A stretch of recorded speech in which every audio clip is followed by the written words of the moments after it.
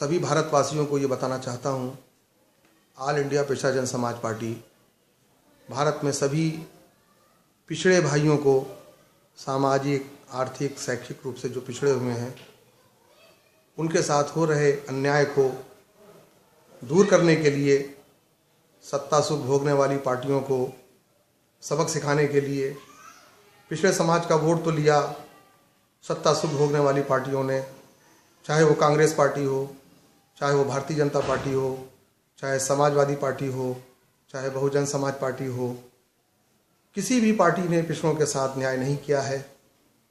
और आरक्षण के नाम पर लालीपाप का जो धोखा दिया गया है, मैं भारत में बसने वाले सभी पिछड़ों को ये बताना चाहता हूँ, पिछड़े समाज को न्याय दिलाने के लिए, सत्ता में हिस्सेदारी स्थापित करने के लिए और हो रहे अन्याय को दूर करने के लिए पिछड़ा जन समाज पार्टी की आवाज़ से आवाज़ मिलाएं और पिछड़ों को सत्ता तक पहुंचाएं।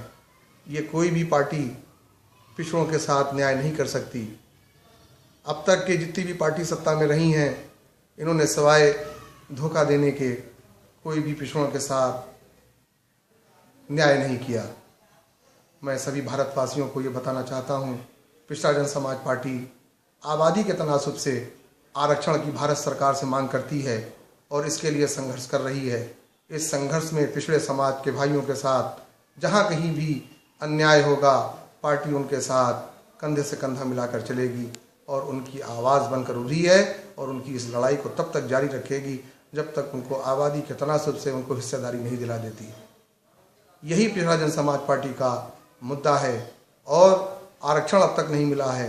और जो कोटा है 27% का, 27% कोटे से पिछड़े समाज का भला होने वाला नहीं है। उस कोटे में भी बेईमानी हुई है।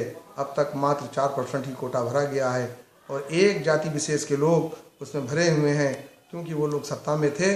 अपने जाति के लोगों को ही उन्होंने ज़्यादा से ज़्यादा नौकरियों में जगह दी है और पिछड़े समाज के साथ अन्याय हुआ है। शुक्र। मैं सभी भारतवासियों को दीपावली की शुभकामनाएं देना चाहता हूं और मिलजुल कर रहें, अमन के साथ रहें, भाईचारा स्थापित करें।